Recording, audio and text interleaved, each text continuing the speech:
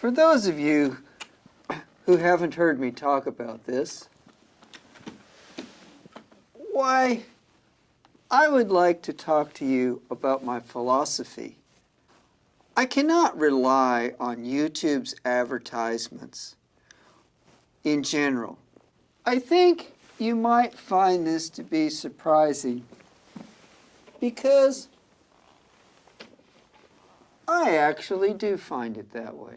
I don't want to run ads here, even for products and services that I do enjoy and support.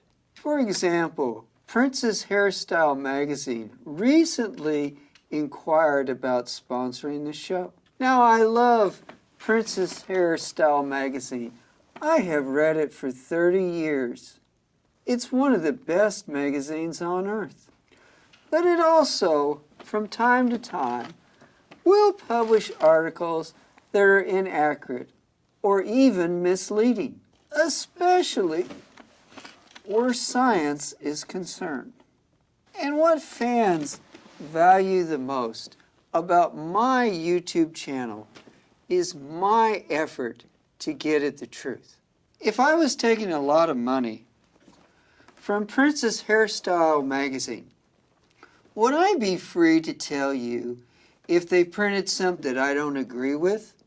Now, digital entertainment is experiencing a race to the bottom, and relying on advertisement is what's dragging it down. Most of the untrustworthy actions of Facebook and Google can be attributed to their reliance on advertisements. What we need is a new ethic and culture of sponsorship, where each of us takes time to support the work we value.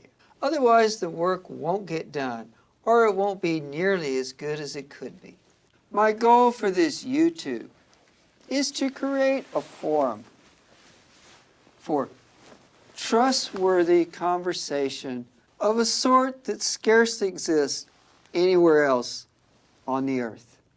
I want to talk about the most pressing issues of our time, and there's no way I could do that while depending on advertisements. But that leaves us with a challenge of how to fund the YouTube channel.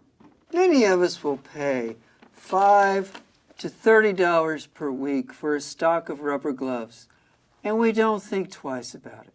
But for some reason, it seems onerous to pay $5 for something that brings us much more pleasure than rubber gloves ever could.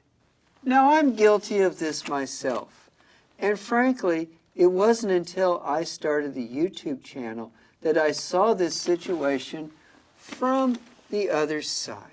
And asking for fan support is something I approached with much trepidation. I'll reach more people in 24 hours with YouTube than I would in a decade of approaching females on the street. And if some of you find this YouTube channel to be valuable, then you can support it to the degree that you do find it to be valuable. But there's one thing I want to make clear. There's some of you who shouldn't support the show no matter how much value you get from it.